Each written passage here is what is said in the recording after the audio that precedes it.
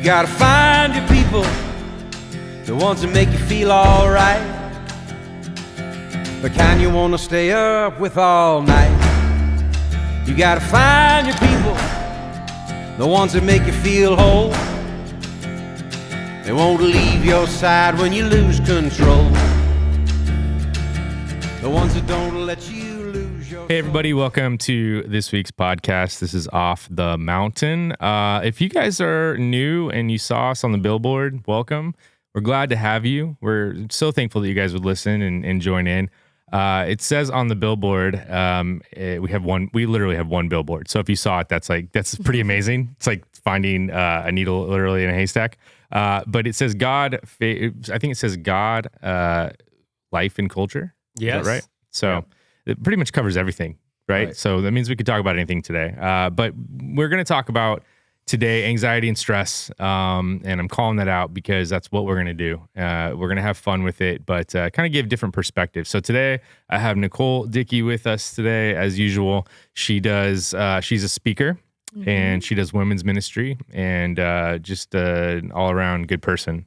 Thank you. I like you, Nicole. You're a good person. I like you too, Josh. You're always. I'm glad we got that out of the way because I was wondering if you guys liked each other. And now it's confirmed. No, for reals. I think like you always have something positive to say, and I don't know if you work on that or if that's just something that you are naturally, but it's impressive. Well, thank you. I try. Let's say that. Yeah, I'm not always at home, but here.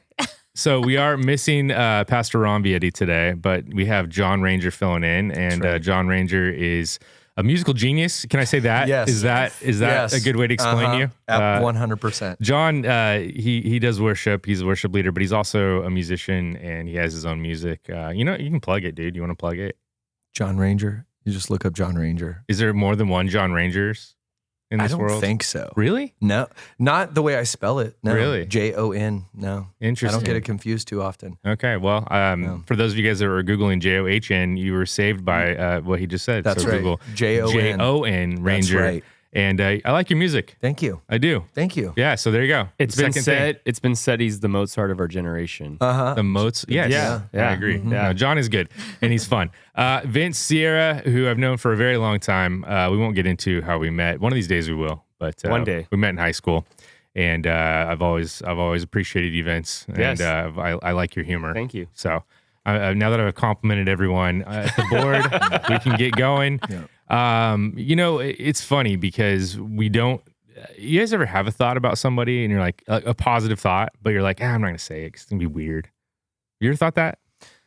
Like I feel that way sometimes, but then I'm like, why not just say it? Yes. Why not just tell them? I agree. You know what I mean? Yep. Like, why not compliment people when you have that thought? Yep. I think it's because it depends on where you're at too. Because if you say you compliment somebody and you're just like a random stranger, or you're out in public and then they're like, why did they say it? They get all they internalize it and they're like, why did they say that to me? Did I do something wrong? Were you the one, Vince, talking the other day about how your daughter said, "Don't be so friendly to my friends" or something in high school? Yeah, is that what it was? Oh, yeah. Well, I'm always trying to make friends with my kids' friends, because I want to know. I want to know what's really going on. Right. So I befriend them all, and she's just, they both Huntington, and they're just like, Dad. But it's funny because Huntington has a friend that will text me and doesn't text so him and I will make plans, and then then Huntington ends up joining us, and he's like, Dad, why is Andrew? His name's Andrew. Why is Andrew texting you? Right. And I'm just like, he hasn't told you yet that we're going hunting? Oh no, he hasn't told. No, oh yeah, we're going hunting. So. To rewind back to high school, we used to go hang out with your dad. Actually, you guys would. It's cyclical, apparently. Well, before cell phones, you would have to just go to somebody's house. We would go to your house and see if I was there. Is Vince there? His dad would answer the door. No, he's not here. We want to come in and hang out. We're like, sure, why not? Yeah, let's do it. Mm-hmm. And we'd stay for 15, 20 minutes, laugh, and then leave. It was fun. The best story I have is when we were in high school. Josh didn't grow up around anything that was smoking, drinking, or anything. But one of my favorite stories, my dad used to roll his own cigarettes. Okay. So he would put all the tobacco out, and then he'd have all his papers, and he would sit there and just roll cigarettes for a long, long time. Right. And so I was gone one day, of course, and Josh hits me up, and he's like, hey, dude, I went over your house and I think your dad's like rolling weed or something. I'm like, wait, what? And I'm like, my dad's doing what? Yeah. And he's like, I think so. And I go, well, explain it to me. So he's telling me, I'm like, dude, he's just rolling cigarettes. Like, yeah. Now, going back and looking back, I'm like, oh, maybe. But he thought it wasn't. Turns out it wasn't wacky tobacco. It was It was regular actually tobacco. Yeah, tobacco. it's pretty funny. So, anyway, now that we got that out of the way, This is off the rails without your dad. we do all work. This ain't off the mountain. We do all work at a church, by the Off way. the rails. And you're all welcome to come to our church if you can find it. Anyway, Oh, man. so we're gonna talk about stress and anxiety, and it's funny because I know all of you guys pretty well, and I know that we've all talked about this subject quite extensively, and we've talked to a lot of people in our church that deal with it. But specifically, this time of year, we got Christmas coming up next week. Which, by the way, wasn't it Thanksgiving yesterday? Absolutely. And wasn't the day before that Halloween, and then like it was summer. Like I feel like everything is flying, everything is going so fast right now. Yeah. And I think that adds to this feeling of anxiousness that we have. Yeah. Some of you guys are listening to this right now, and you're thinking about who you need to buy for. Still, you're thinking about where you're going to go, your holiday plans. You're thinking about church services. What am I going to wear? I don't have those. I don't have the pants I need, or whatever it is. Yeah. I don't. There's so many little things. You're hungry. You're tired. Whatever it is. So many things can contribute to feeling anxious or stressed out. And I just want to say before we get into this entire discussion, and I think it's gonna be a lot of fun with you guys, is it's normal. Right.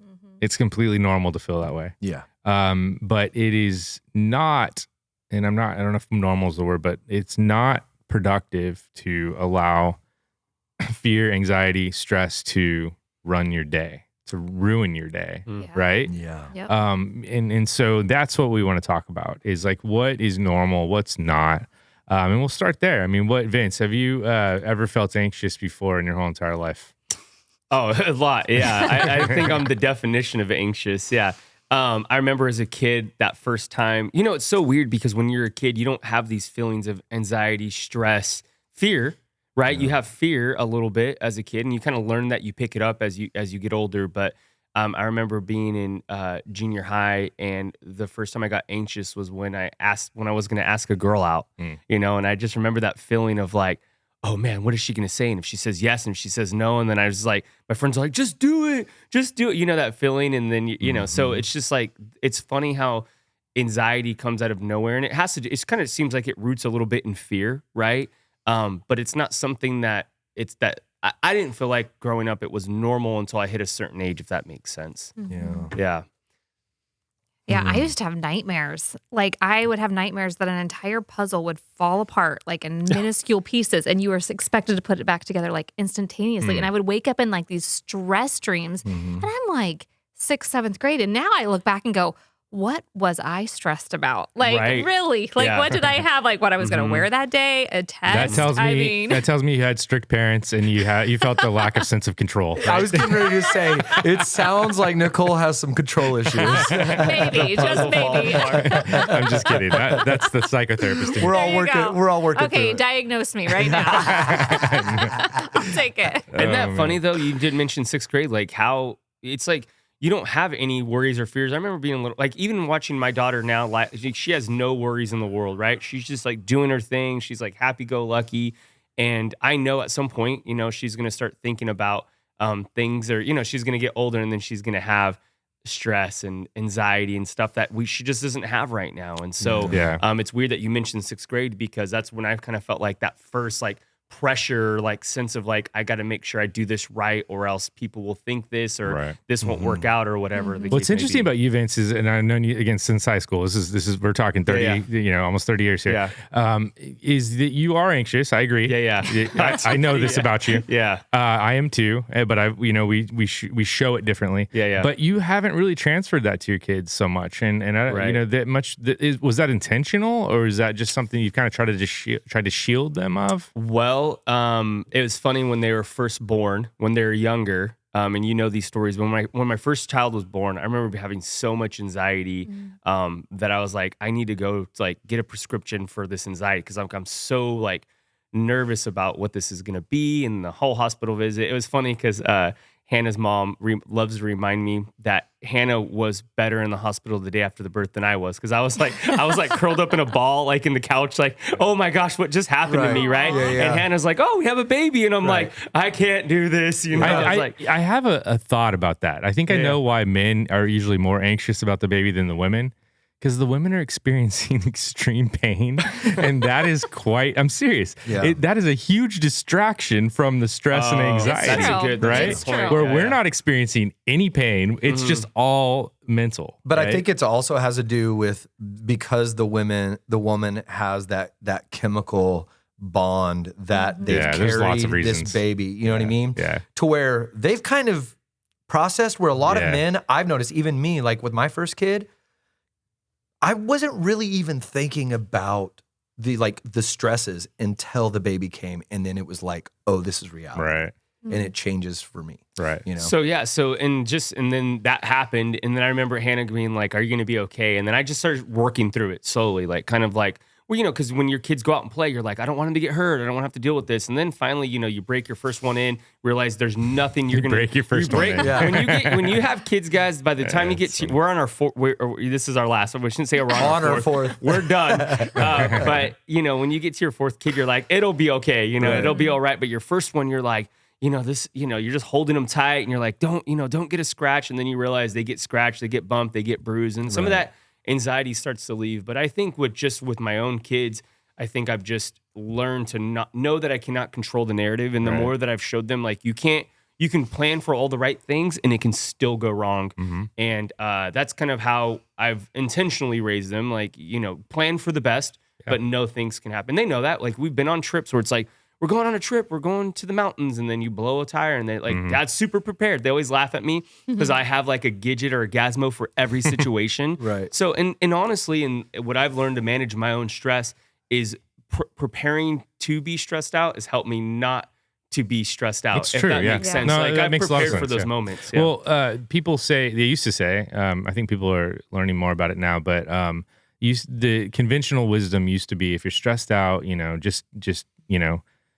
ignore it, or, you know, just pretend like it doesn't exist. Or what do they say? Speaking, like for speaking, I've been very anxious. I'm actually terrified of public speaking, which is hilarious. That's crazy. I know, it's funny. And so when I think about it, I'm like, oh no, I don't want to do that ever again. Right. And then I have to do it quite often. So and you think the more often you do it, the better it gets. But no, it's the same thing. Yeah. But the conventional wisdom used to be was this silly thing like envision everybody naked, which is a terrible idea, by the way. I don't think you should do that. But the idea is to, you know, see everybody is vulnerable and all that stuff and just kind of ignore it. But no. Like, the truth is, when you lean into anxiety and you say, yeah, like, I'm anxious, and you find out why you're anxious, it takes all the power away.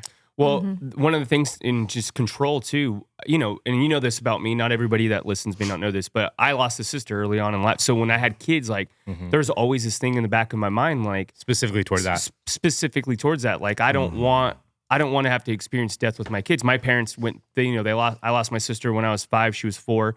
And, you know, that wrecked our whole family. I couldn't imagine, now processing that as an adult, just imagining what my parents went through. But that stuck with me. I remember even as a kid, like, always having a fear, like, somebody could die, like, or somebody, you know, death is always upon, like, I always felt that. And again, it was something that I felt like, you know, you can overanalyze the thing. Like, I've heard of what happened and how it happened and how she got hit by a car and the whole thing. And in my mind, I was like, that could have been stopped, you know, it was an accident that could have been stopped. But then at some point you have to let go and say, like, you can't be ruled by that fear of, like, this is going to happen. Well, that's the thing. So most people run around life, and this is, I think, truer now because it's busy, right? We run around life just kind of putting things to the side. Like, this isn't a big deal. I feel a certain way, but it's not a big deal. And then it becomes a big deal as you continue to just ignore it and kind of suppress it. And then it overtakes you. But you're 100% right in what you're saying, that you had to figure out where that anxiety was coming from, where it was rooted. Yeah. That's what we don't take time to do. I had this thought this morning, because we were thinking about what we're going to talk about today.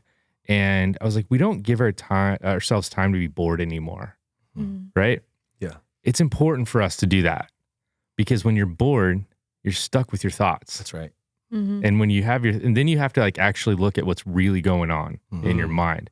Whereas we live in a society of distraction where it's like one thing after another, after another, after another. And I know a lot of people that fill their entire day with too much to do just so they can avoid being anxious, I think. I mean, it's also so they can get a lot done, but to avoid being anxious. And I think it's good to have to just sit there and be with your thoughts sometimes, because you can actually learn to be honest about what's really going on in your mind, Right. and you can get to the root of it and realize it's not that big of a deal. Usually, Right. sometimes it is a big deal. Sometimes we know people right now that are going through some stuff that are really, really, really difficult. Right? Illness, loss of a child, like you said, like there's all kinds of things that people go through, and that's really hard.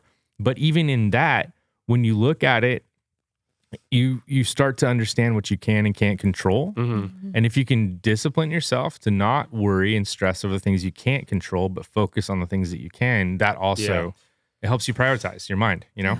I think that too, stress is something I've learned only recently, is that stress is the indicator, right? Stress is the thing that we should respond to, right? Right. Like I've got something tomorrow. There's a I'm reason stressed for out, stress, right? yeah, usually. I was reading about this, if not distressed, but stressed wood. These trees that are in like highly blown areas with high winds, right? After years and years of them not breaking, their wood has become stronger, right? They've responded to the stress. Where I think that the anxiety is the lack of response to the stress. The quicker you can respond to the stress and actually realize that that's just an indicator. It's just telling you like, hey, you can avoid the anxiety if you take care of this now, because anxiety is the fear of the future. It's projection, you know? And that's what's, I always say, oh, I'm stressed out. And I realize, no, like if I'm stressed out, that's telling me something that I need to take care of. Right. The anxiety is the thing that's crippling me sometimes. Yeah. You know? It can easily, you know? Yeah. The Bible talks all about it. And there's all kinds of verses in the Bible about anxiety. And it's funny because in the church, I'm in two different worlds right now. So I work at the church. I'm a pastor there. I'm also a mental health professional that I'm kind of starting doing that like once a week. And those two worlds to me totally work together. And like, I understand, like, I think most of the mental health, I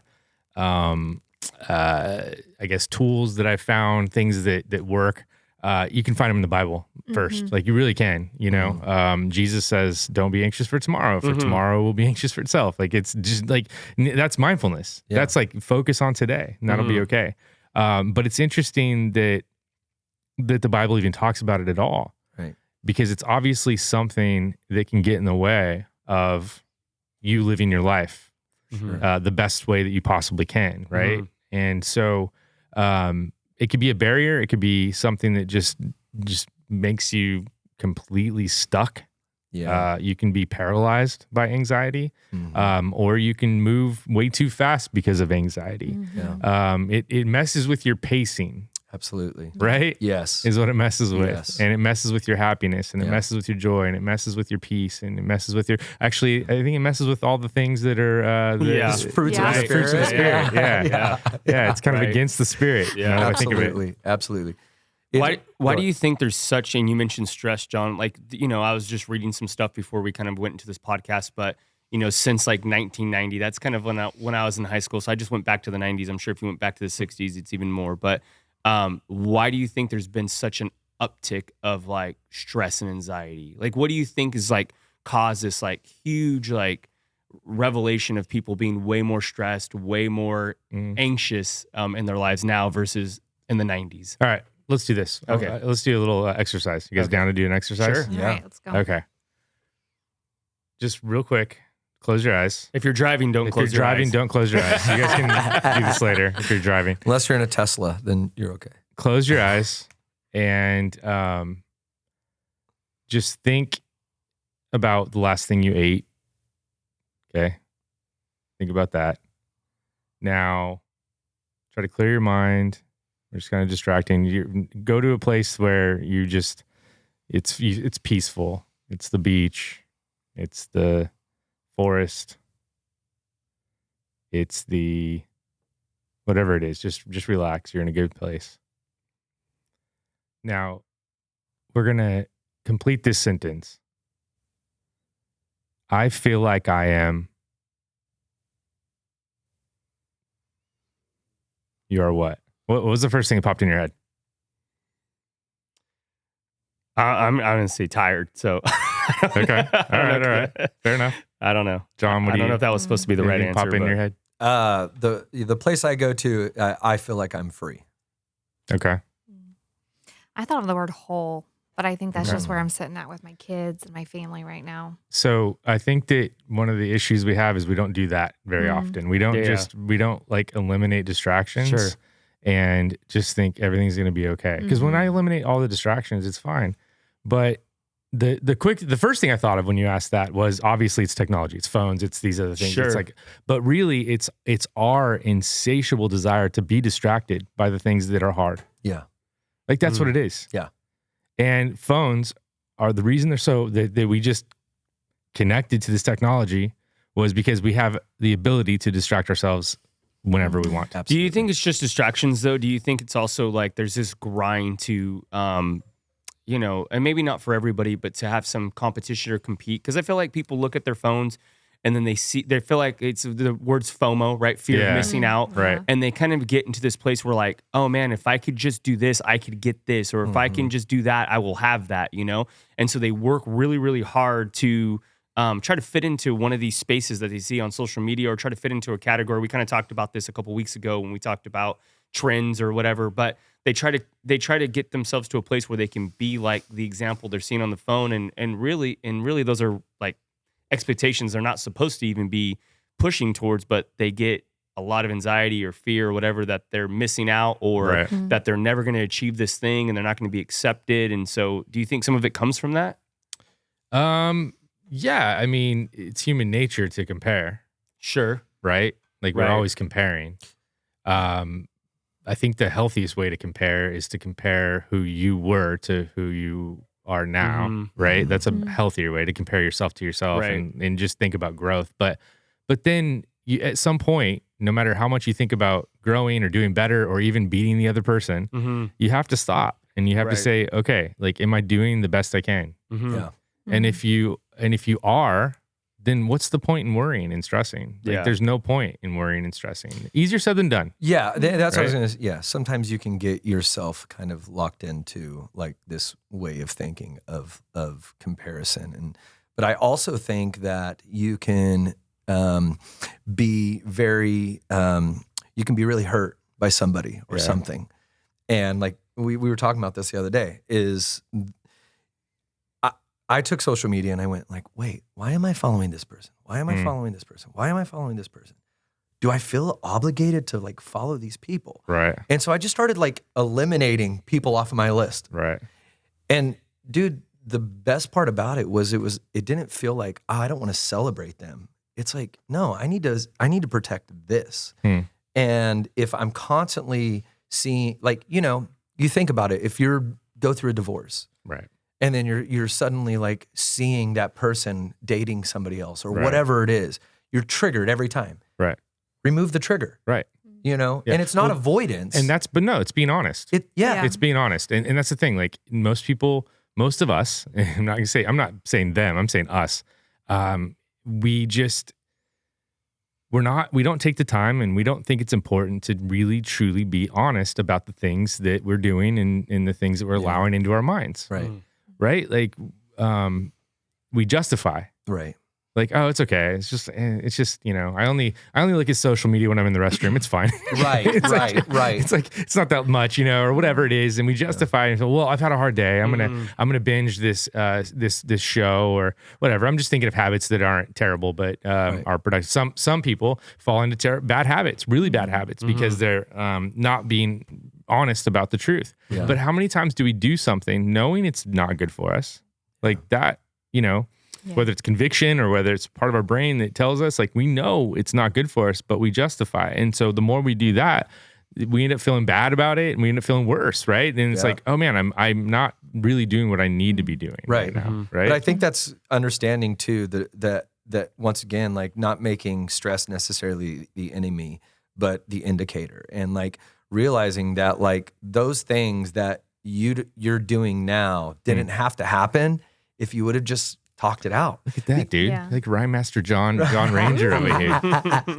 Not no. what was it? Not the indicator. What was it? Say it again. What did I say? It's I know you don't know. It was like I so said good. it's the indicator. I don't know. what I Yeah, said it's the before indicator, that, not the enemy. but yeah. Yeah, I like So that. because It's good. I honestly like I think about my own life, man. Yeah. Growing up as a pastor's kid, I learned how to stuff.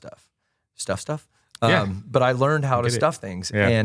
and then not deal with it, and then realize I'm bitter at something or someone or whatever, and it all goes back because I wasn't honest at the beginning, where the conversation probably could have been taken care of. Yeah. But I was too scared that it was going to happen. So now I'm like 5 years down the road. Dude, every problem in our entire life begins with being honest about it. Here's the problem, though. I hear you guys If you saying wanna about solve it. honesty. Yeah. I think it comes to a place, though, like, you know, you have a lot of people that believe they're being honest with themselves by, you know, you guys talked about being mindful and being present.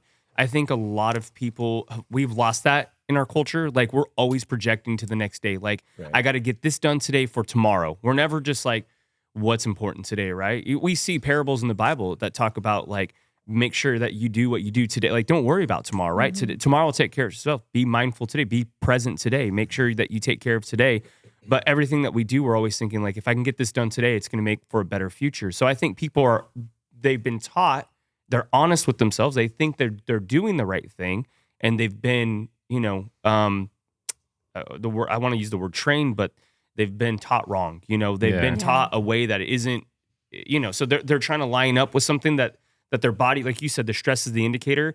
They're like, I'm stressed out, but I'm supposed to be stressed out because, you know, if I don't get this thing done, then it's like, it's going to affect my tomorrow. Does that make sense? I have been in a place in my life where people, because I process stress differently, they think I'm not as stressed as I should be. So they Right. get upset with me for not being as Sure. stressed as they think I should be about Absolutely. something.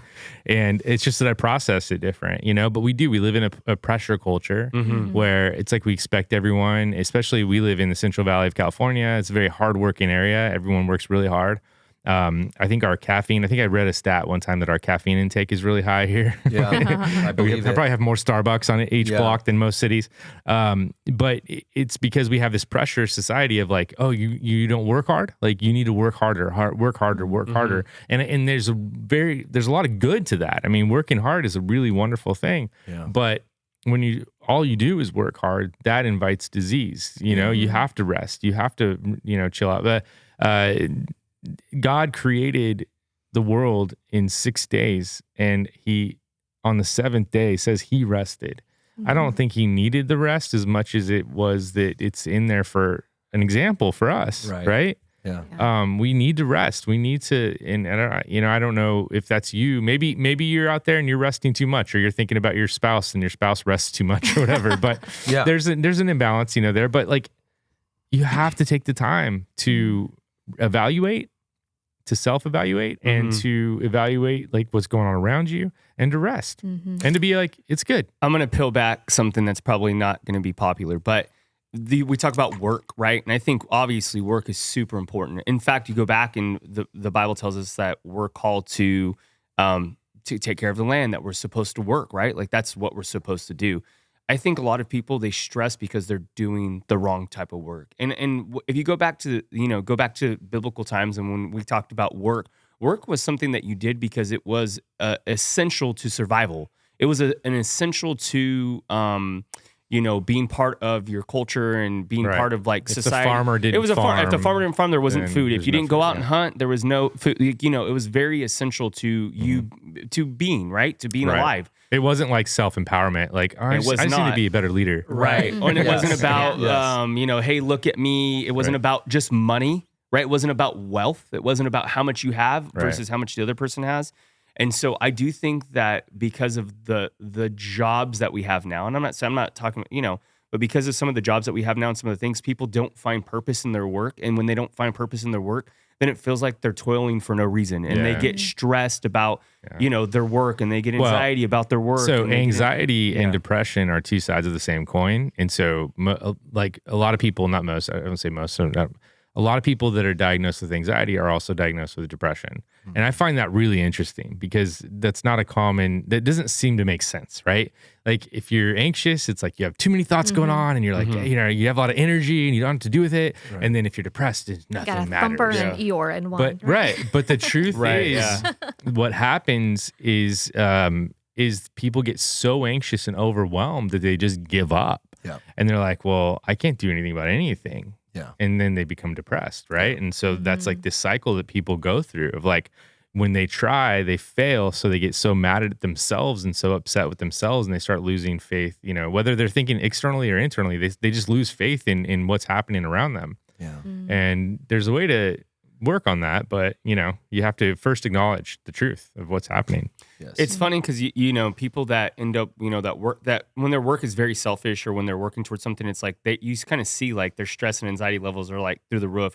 But when somebody's doing something with a lot of purpose and it's not about them, it's like they have that anxiety and fear. Those people seem to be on the other side of that scale, right? Where they're not worried. They're like, hey, I'm doing exactly what I'm supposed to be doing. Right. And I think that's important. I think there's something to be said about that because if you're not, and I'm not saying work is work. There's gonna be days when you go to work and sometimes you gotta earn a paycheck. Yeah, digging the fields. Being a farmer is not an easy thing. Yeah, so I understand that. I'm just saying there's a point like you have to find some purpose in what you're doing because I feel like if you lose that purpose, and for you going to work every day and you're like, well, how can I be happy at work? Going to your job every day and providing for your family, that's purpose, right? Yeah. But you have to see those purposes. You have to see those things. Right, absolutely. I mean, my kids, I take them to school most days. My wife is in school, so I help out with that. And I should. I'm a dad, so I should be doing these things. But I take my kids to school and we have like little conversations. And this morning, we prayed and we talked and actually I don't know if we prayed. I want to be honest about that. I think we just talked this morning. But we were talking about just, looking out for other kids. We did pray. That's right. But we prayed about that and then we talked about looking out for the kids and like there was a purpose beyond the purpose. So like the kids when they go to school, their purpose is to learn. Their purpose is to be a good student and their purpose is to, get good grades, all that stuff. But the purpose beyond the purpose was to look out for the person that is sitting alone at lunch, or it's to look out, to be a good friend to this other person or to do this and that, whatever, just to be a light. And anyone can do that at work. Like that's a good purpose to have at work. And I think when we get there's a balance in thinking about our own problems and thinking about other people's problems. Yeah. And when we get out of balance on that, it becomes an issue. If you think about only other people, that's an issue. If you think about only yourself, that's an issue. But there's a balance in the middle where it's like, okay, yeah, I know what I need to work on. Okay, so I'm going to do that. But I'm also going to look out and see the people around me. And I'm going to see who's in need, like what's going on. Right. And, you can get caught up in just doing that. Right. But you need to have a balance of internal and external. I think that's what I've learned so far. I think it's a lot about how you think through it. It's just what you're talking about. Right. Like you can look at your own 2 feet and be like, woe is me. And it really messes with your mind and stress. Or you can start looking at other people. Like I think we've all had jobs we've hated in our life. Oh, yeah. I don't think any of us can say we haven't. Obviously, it's not this one, right? No. But I remember I worked at Enterprise Rent-A-Car after our college graduation, and I hated that because I had to work at the Jaguar dealership, and everybody I had to put in a rental car, they were all ticked because their brand new Jaguar was in the shop, and they just hated me. And I just remember thinking, I hate this job. And I thought, okay, I'm going to spin it and I'm going to try and make these people so happy. Like I'm going to talk with them and I'm going to see how my customer service ratings can just go up. And I played a game with myself and I ended up actually enjoying my time there when I was actually hating it beforehand. And I think so much of it is how you walk through it and you focus on different things. It's still, you're in the exact same situation. But it's like, what are you going to choose to focus on? What can I control and what can I not control? So your positivity is intentional. I guess so. I guess it's been around for a while. But I mean, I think it's a game you can play with your own mind. Yeah. Yeah, I totally agree. I remember getting I was so excited to get a job and I turned 16 when I got my car. And I went into Red Robin and I'm like, I really want to be, a busboy or a waiter. And they're like, you have to be 18, but we do have a job for you. And I'm like, what is it? I'm like, I'll do it. And they're like, you got to be the Red Robin. Like you can get in there. So my 16-year-old self was like, I'm in on this job. And I remember my first day, I was like, why did I say yes to this? What am I thinking? Like, but I'm like, but my friends can't see me. But at that point, I kind of had told my friends that, hey, so they would come mess with me at the plaza. I'd be like the Red Robin. They just the worst. And so anyway, so I try to find some joy in it. So I just try to be fun. I remember this one day. It was my last day at work, by the way. I never even went and picked up my last. They owed me money. I just didn't care. You still probably have a paycheck. I for sure have a paycheck there. Yeah. Red Robin, send me a gift card, please. But I remember my last day at work, and I was like, oh yeah, I was like, and we're like singing "Happy Birthday," and it was the guy's birthday, and he was bald, and I like rubbed his head like with the feathers of the Red Robin costume, and he just lost it. He just he's just like, how disrespectful is this bird? And I'm laughing behind the costume, like, is this guy real? But I never went back. But it's funny that Nicole, that you said that, because it was like I did find some joy in after like I'm like, okay, like I hate this thing. I was like, I'm gonna have fun here, and I did have fun up until that point. And I was like, yeah, this isn't for me anymore. Right. But yeah, I think you can find a lot of purpose in the thing that you're doing, and I think you can turn anything.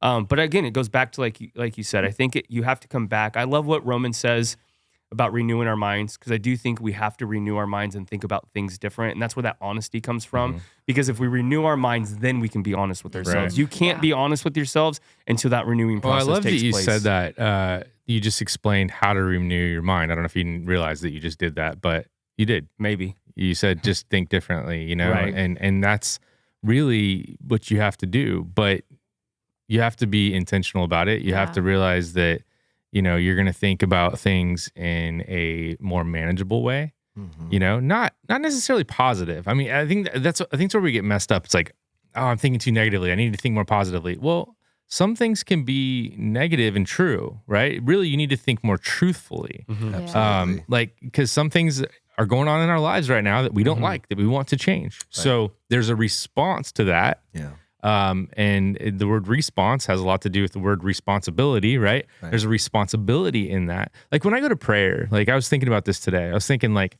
if I prayed really hard, God, please help me to get these dishes done, right? In my kitchen, right?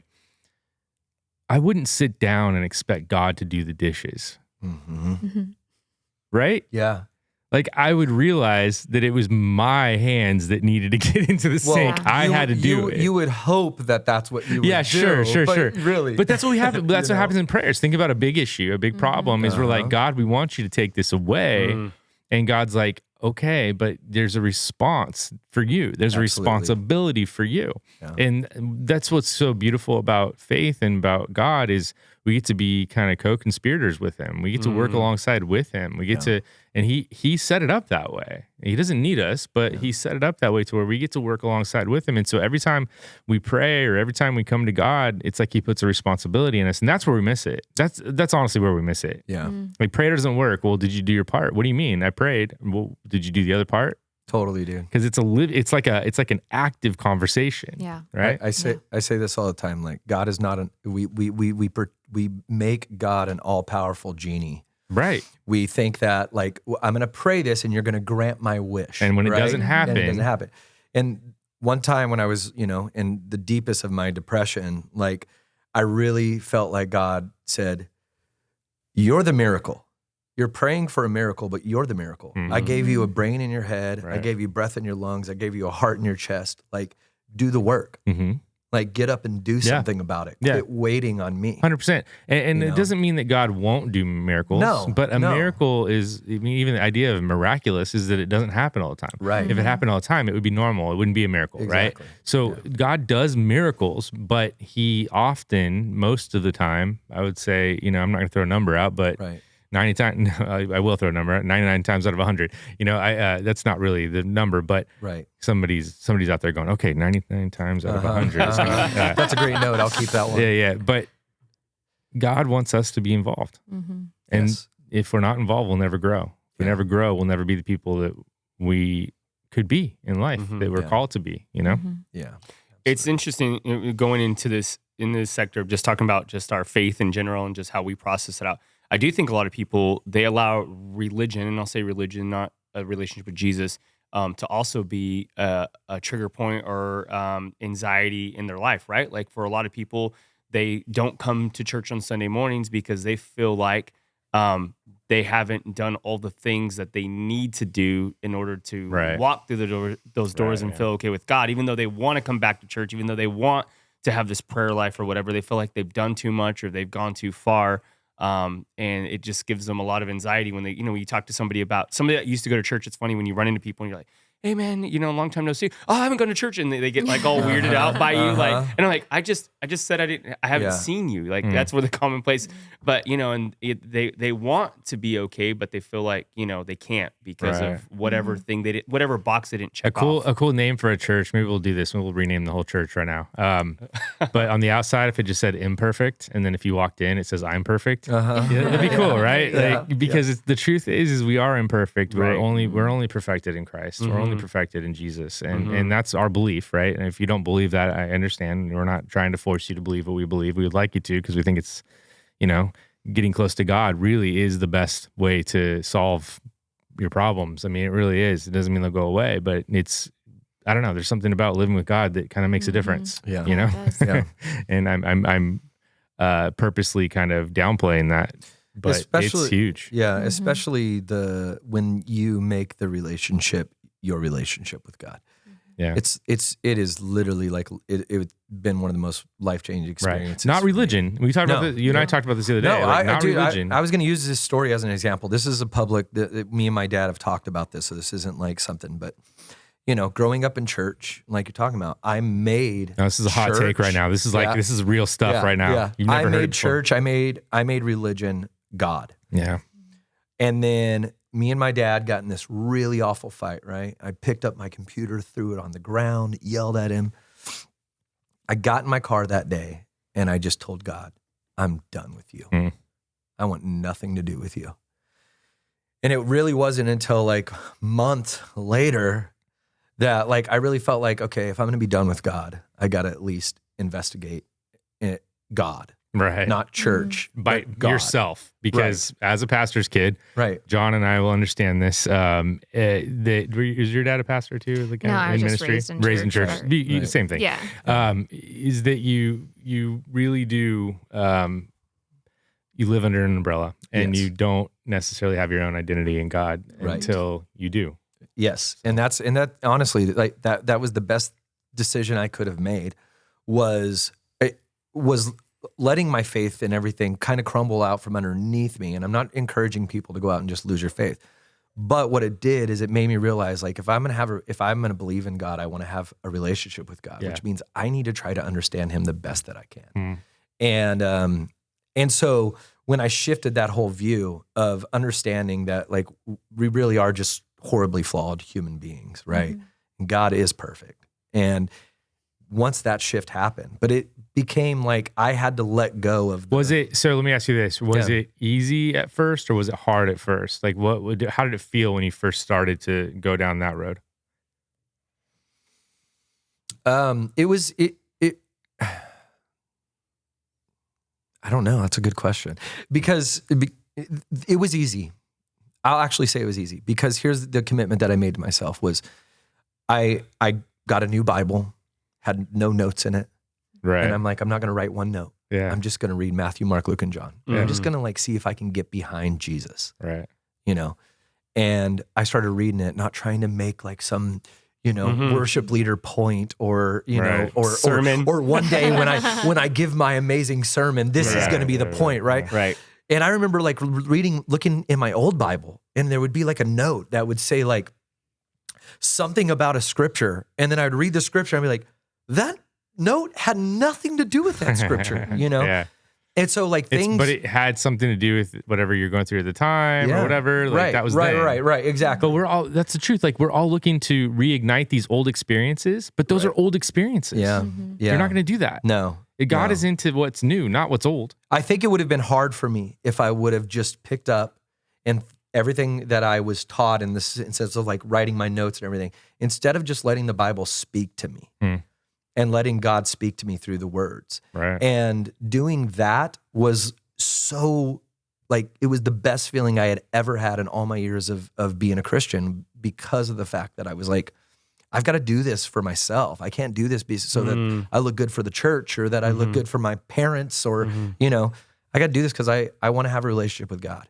And so, yeah, it was easy starting the journey. Sure. Keeping the journey up was the hard part. I see. Yeah. You know? I love that you said umbrella too, because that, you know, one of those things that happens at church, you see this with a lot of new people, is they hear the person speaking from, you know, the stage, or they hear something and they think I have to do that exactly like that. And if at some point I don't get those stories, or I don't feel this certain way, then I must be messing up. It must be me. And you look at Jesus and the disciples, you know, Jesus had these 12 guys and they messed up horribly under him. They All were the like, time. they were not picture perfect disciples, right? Like, in fact, I would say, even we talk about Peter, you know, I feel like Peter's real journey didn't start until after Jesus was resurrected, right? Because he says, you know, I'll never deny you. I'll always be here. And then what does he do? He denies him, right? And then it wasn't until later he's like, you know, so it's like one of these things. It's like you have to go through this journey on your own in order to get this experience that, you know, I always go back to when I'm younger and I'm like, man, why did I do that? You know, but at the time I thought that's exactly what I was supposed to do. But I needed that experience to mess up, to get it wrong, so that I could see it in a new way. And I think that's good. I think living under somebody else's umbrella, or living under somebody, I'm not saying you can't learn. I think learning is great. 100%. But at some point you have to hold up your own umbrella, or you have to get out past that and let the rain hit you a little bit, so that you have that experience of the rain. If you always hold an umbrella, you'll never feel the rain. Well, I think that's the importance of of having a mentor in your life. Is you're not having a mentor so you can be just like them, right? There's people that mentor me in my life that they've said something to me that I can just go like, nah, that's not for me, right? But the wisdom that they carry, like the stuff that is there, that they've survived, that they've went through, that's all the stuff that I need, because I don't want to make those same mistakes in the future. But at the same time, there's people that's just like, you know, there's people that speak into your life that are amazing and are giving you great things, but you have to realize, like, this is still my journey. Like, this can't be for them. You know? Well, in culture, when we're training somebody, or you know, it could be at a job or in a church or whatever the case may be, and you're training somebody and they mess up, you know, you automatically put that person to, and I'm not saying everybody does that, but you tend to put that like, they're the flunky of the group, right? They didn't. And in fact, they may be your number one prospect because they did mess up. They're going to learn from their mistake and they're going to come back. But a lot of times we're like, oh, nope, only the perfect people that follow it and do it exactly like this are the ones that are able to move on and you know, exceed. But that's not always the case. Yeah. We had this conversation this weekend in the car with my boys, because they're like, well, we have questions. And, you know, they're 9 and 11. So generally our beliefs are their beliefs, but they're getting to that age where I want this to be their own. And we were like, listen, you're going to have doubts. You're going to have expectations from God that aren't met. You're going to be confused about stuff. And I said, I just want you to know, you need to speak those questions and those doubts out loud, because if you don't, somebody will speak into them. Absolutely. It's either going to be, you know, self or your enemy, whatever it may be, but it will get spoken into. So if you don't allow the right people to speak into it, or the people with the wisdom, or the people that just love you, then you're setting yourself up for failure. Yeah. And I think that's the thing. It's like being raised as a Christian, you know, in the church. I still had to come to a point where it became my own. Yeah. Everybody does. Yeah. Yeah. You know. Well, because people will let you down. And so if your faith is built around people, you're going to get let down, you know? And so, yeah. Yeah. I think a lot of stress, a lot of fear comes into those moments where you feel like you're going to let people down. Right. A lot of it's like, I don't want to let this person down. So you let it eat you. Right. I know, Josh, you have firsthand experience of something eating you because you didn't want to let people down, or you didn't want to let the church down, or you didn't want to let your dad down. So living up to those expectations, I think, you know, you get into the realm of expectations of what people want or expect from you, you know, and what the reality is. I think that you have, again, going back to being honest, you have to set reasonable expectations, and you have to voice them. You know, if you don't voice them, I love that you said that, Nicole, because I feel like if you don't say them, like, hey, I'm going to, you know, maybe we call these boundaries now in modern day when we talk. But if you don't say what you're feeling, it's like, then the expectation just gets deeper and deeper, and you get down the rabbit hole and you realize, like, I'm not who I say I am. Like, I don't want this anymore. Well, this is like a controversial, I think, issue amongst men in Christianity. So I may say this, and you guys can delete it later. But we delete nothing on this will not podcast. delete it. Sometimes we delete the whole podcast. Yeah. But we don't delete parts. We grow up. I've grown up in this where when you're taught to be a leader, you're taught you have to be. And this is a sensitive word for people, so whatever. You're taught to be an alpha, and something that, and even I was talking to Josh about this the other day, though, is like something that God's confirmed to me and like who I am, right? Is and I know this sounds awful, but I realize like I'm not an alpha, dude. I'm not an alpha. Like I'm a beta. Like, and I don't mean that in like I'm a beta. Like Right. No. Right. I really love being a supportive role. That's what I'm all about. Like I will fight for you. I will, but like I'm good with someone being a shot caller, right? And then sure, I felt so weird saying that. And then I was watching this documentary about wolves and realizing that the alpha is not in the front of the pack. The alpha is in the back of the pack. Just making sure everybody's doing good. The people that are fighting, the dogs that are fighting the fight, the wolves that are fighting the fight are up in the front, right? That alpha's back there trying to make sure everybody's staying good, right? But so for me, what I always thought was that if I'm not an alpha, then that means I'm not going to fight a good fight, which is the opposite. I'm going to be hopefully the first to fight the good fight if I believe in what is happening here. You know what I mean? And that changes like the perspective of like, I can still be strong in who I am without having to be that person. You know what I mean? Yeah. That's the pressure. Yeah. That tries to put you in that position. Yeah. And John. Yeah. The Lord's going to use you. Right. Very mightily. Right. Yeah. And that's great. And I'm not making fun of that idea. Of course, God's going to use us mightily, but he's going to use it. It's going to be painful. Right. And it's not going to look like you think it's going to look like. Right. It's not going to be this situation where you come out with a nice clean robe on and you're with a staff in your hand and you raise it in the air and the ocean parts. Right. That's not what it's going to look like. It's going to look different. It's going to look like pain. It's going to look like suffering, but it's also going to look like perseverance. Yeah. And it's going to look like, having courage. Like that whole idea, it says over in the Bible over and over and over, have strength and courage, be strong and courageous, be strong and courageous. Courage is just moving forward, even though you're not sure. Right. It's like saying like, yeah, I don't think I have it all figured out, but I'm going to continue. Right. That's courage. Yeah. It's not this thing of like, I'm going to take the bull by the horns. I'm going to handle this, Right. Well, and I think that's kind of also a beautiful thing for anybody that is just like a really strong leader is like understanding that like you got people that are following you that will literally die for you. Yeah.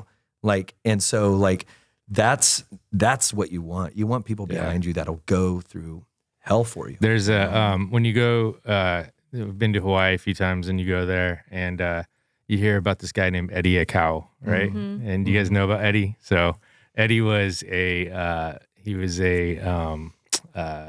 you call those people? Lifeguard, right? And he was really good. He saved a lot of people. And the story, and I'm going to butcher it because I don't have it in front of me, but the story is that they went out on a boat and there was some issues with the sea, got really crazy, and they ended up losing some people. I don't know the details of it. But the idea was that that another boat had capsized and they didn't know what to do. Their boat was having some issues, so he jumped on a board and he like just went for it and he went out to save these people. Well, he died, and everyone they see it as like a badge of honor. Like this guy Eddie would go is what they always say. Which on one hand that's awesome. Like I love that idea. Right. Like it's like this American idea, almost like like we're the hero. We would do it. Right. But I always have to ask the question. Should he have gone? Right. Yeah. You know what I mean? Yeah. And I don't say that as any disrespect towards him. If you have Hawaiian descent, we appreciate all of you guys. You guys are awesome. But it's not out of disrespect. It's out of like, I don't know if it's not common sense. It's like knowing in your gut whether you should do something or not. And not blindly following ideals. Mm-hmm. There's a difference between blindly following an ideal and truly following God's spirit, which is what I would say is the better thing to do. Because he knows, like he knows whether you should charge it and be the hero or whether you should stay put. Yeah. Like he knows, but we don't. Right. And so, does that make sense? Am I kind of getting out in the weeds there a It's little bit? interesting you're talking about charging it because I was thinking about, there's moments in my life where, where I have a lot of stress and anxiety about something that I need to get taken care of it. And when I do charge it, when I do go after it, it's like that fear just melts off. Like I'm going to handle this. It gets, so there is something about that moment when and I'm not saying it's always good. I'm not saying you should, but there is but there are moments, and I know this because I can think of a specific example for you when you're like, I'm going to charge it, but we all told you, we all felt in our spirit you shouldn't. Yeah. And that was your hunting trip this year. Yeah. Right? Yeah. Yeah, I mean, I would have. Like, I don't want to talk about it. No, yeah. I mean, for me, I would have gone anyways. I know you that. would've. Yeah, I would have I just know. pushed through it, and I probably would have been fine. But maybe. yeah, just because that's just there's some of us are built like I love that John said like he's willing to admit like he's built like I think some of us have things in us that were built a certain way. I know for me like. If I have something that I have to get done, it's easier for me, and I'm not saying it's healthier. It's just easier for me to charge it and get it done. I think that's why there's something like about stress in general. Like when we go to the gym and we work out, how much of your stress just melts off because you're doing something actively, right? You're like, you're putting your body in a place where you're wearing off some of those, hormones that you have in your body that you built up with stress and anxiety, and they're melting off, and then you can think clearly, right? Well, it's much better to do something than to do nothing, right? Obviously. Right. Well, I think a lot of people get paralyzed by that fear and anxiety, right? And they do nothing, and it compounds, it compounds, it compounds, and compounds. And like That's you probably said, John, more common. if you just pick up, right? Like think about what Jesus said, pick up your cross. Like if you could pick up and go, I feel like half your anxiety melts away in the pick up and go, right? Yeah. Like when I'm like, don't want to do something, the time I get there and get it done, I'm like, that's not that bad. I love that you say speaking because I fight public speaking or even wanting to speak anywhere, right? Like I know that if I just get there and I prepare and I do it, I can do it. But I'm like, at all the moments leading up to it, I'm like, oh, like, man, I don't want to mess this up, right? But it's like when I charge it, I'm like, it's good. We're on. We're doing the thing. I'm in. Sure.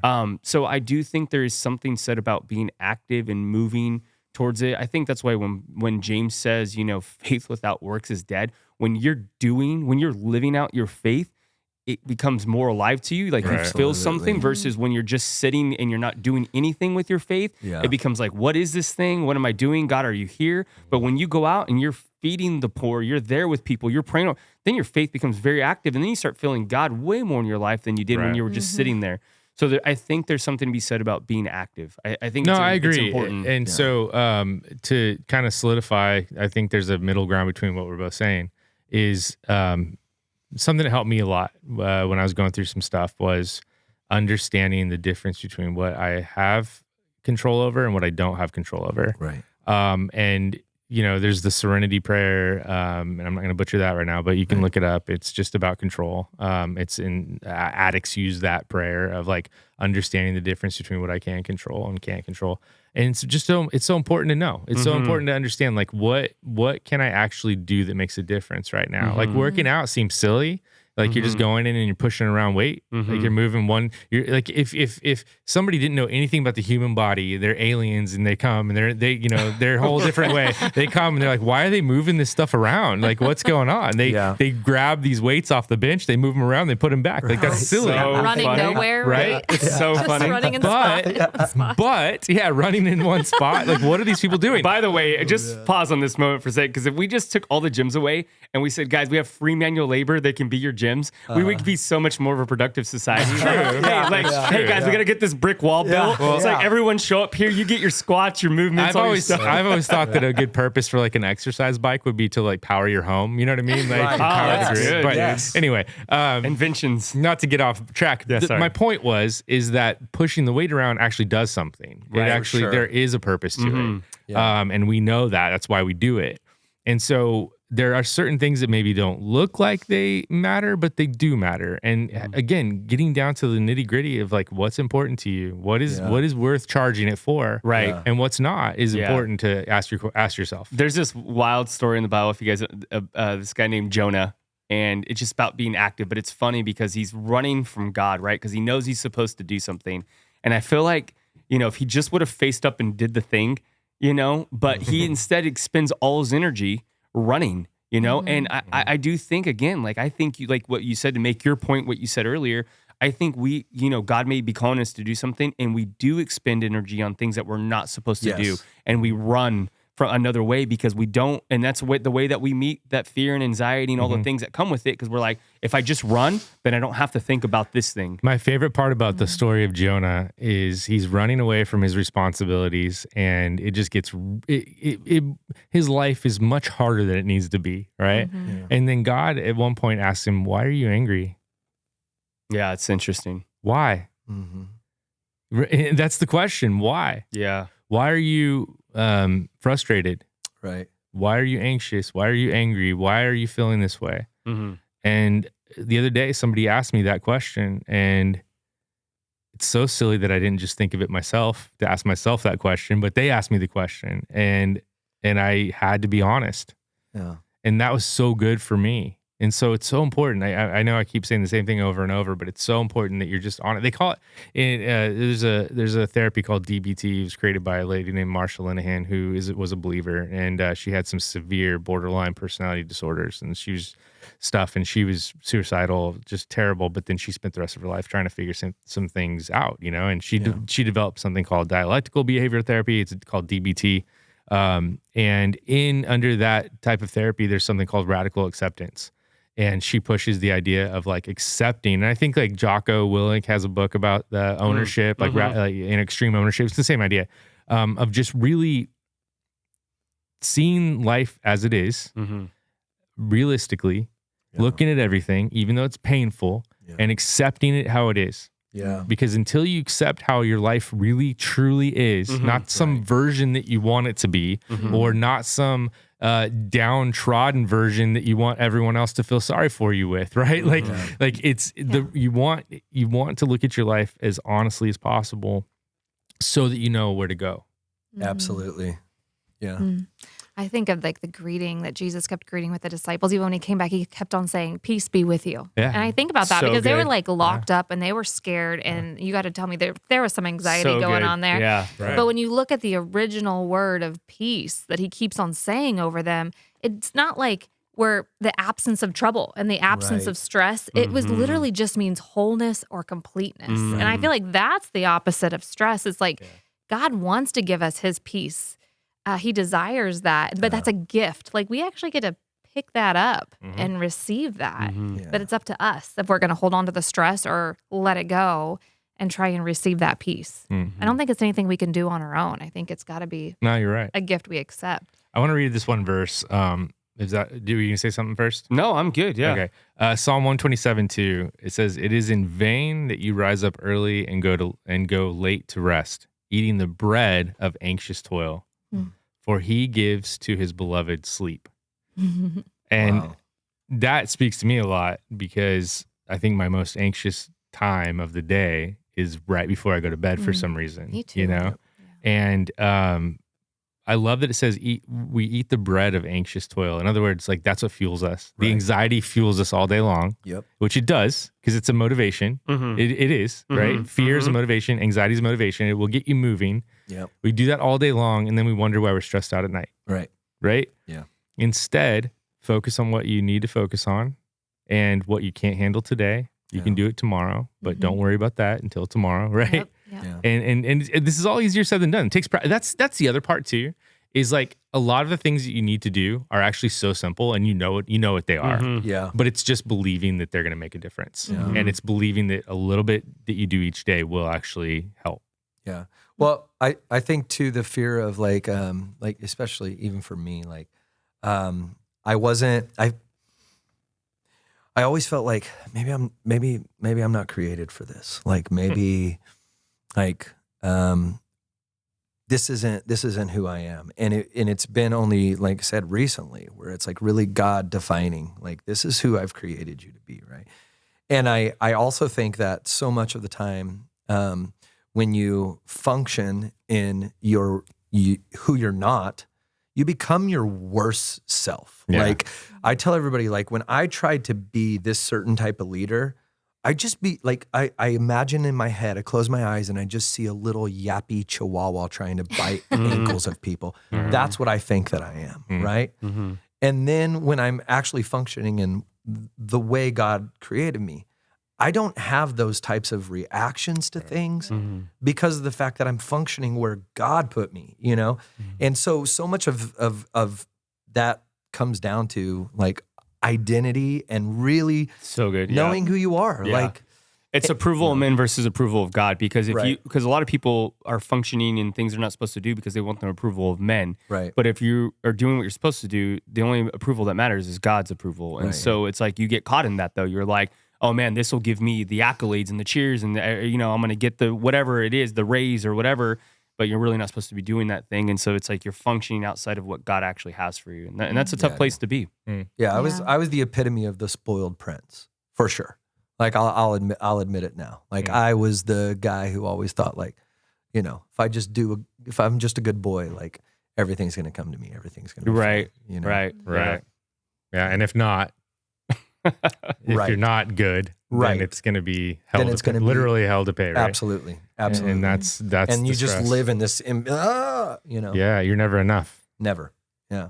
One of the things, I shared this from the pulpit maybe 3 or 4 weeks ago when we spoke, and one of the things that's helped me with fear, anxiety, all of those things, you can throw depression in there, is the Lord's Prayer. Honestly, it has leveled me out. I don't know what it is. Every morning I wake up before I go to bed, and it is a little bit religious because I do almost, and when I say it religiously, like religious is, by the way, let me just go back and say, religion's not bad. I don't think it's bad. Yeah. You have to separate that from faith in God. I'm just saying, like, I've for me, and that's why I say for me, like it's helped me because I don't expect anyone else to do this, but saying, the Lord's Prayer, going back and, our Father's in heaven, hallowed be thy name, thy kingdom come, thy will be done,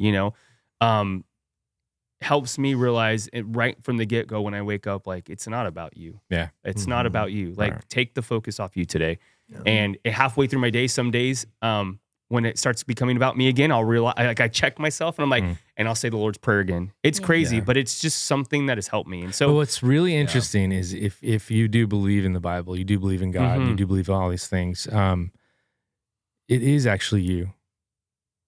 It is the most pure form of you to be a part of what God's doing, to be in his kingdom, to be a part of acknowledging him. You know what I mean? Yeah. It's just that you're not feeding the selfish you, the one that you go to battle with every single day. Yeah. That guy's got to be defeated, unfortunately, and that's a fight. That's your fight, Right. Yeah. And that's not easy. And sometimes it's okay to enjoy what's, it's perfectly okay to enjoy the blessings and the goodness of God, but then when we get greedy, it's like, that's when it goes, I don't know what it is for everyone, it's a little different for everybody, but when we know what it is, we know that version of ourselves, right? When we cross that line and we're like not truly being who we're supposed to be. Yeah. Well, I think, you look in the New Testament and Jesus kind of gives us this remedy for this anxiousness. And I think prayer is one of those things, obviously. And I think if you feel like you're in a moment, you kind of said it earlier, where you feel like things are spiraling, I do think it's important, like you had us doing it, get quiet and pray. I think that's really, really important. And I think, and I'm not saying it will always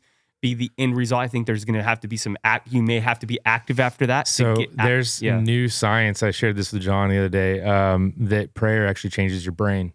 It actually changes the way your brain processes things. And I think that a huge part of it is what you're saying, is like getting your mind off of your everyday problems and issues. And I think one of the things that stresses me out the most is my responsibility. But really what I mean when I say that is the expectations of what that looks like from others. Yep. And so when I like allow that to have power, I feel bad. I feel terrible, which makes sense, really, right?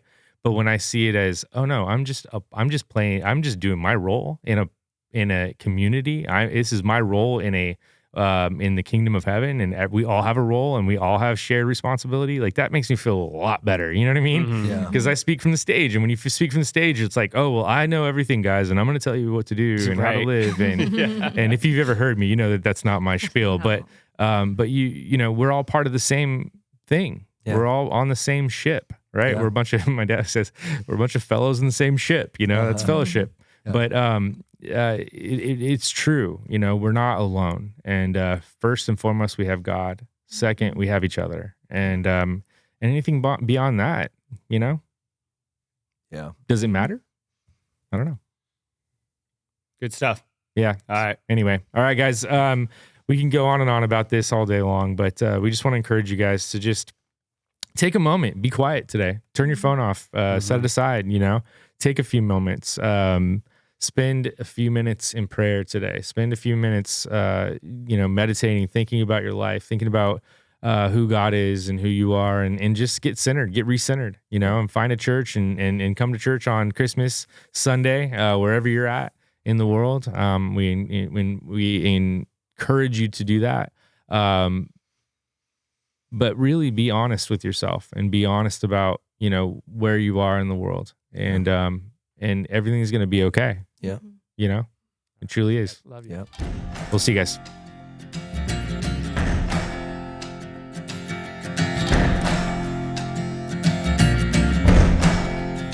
You gotta find your people, the ones that make you feel alright. But kind you wanna stay up with all night. You gotta find your people, the ones that make you feel whole. They won't leave your side when you lose control. The ones that don't let you lose your soul.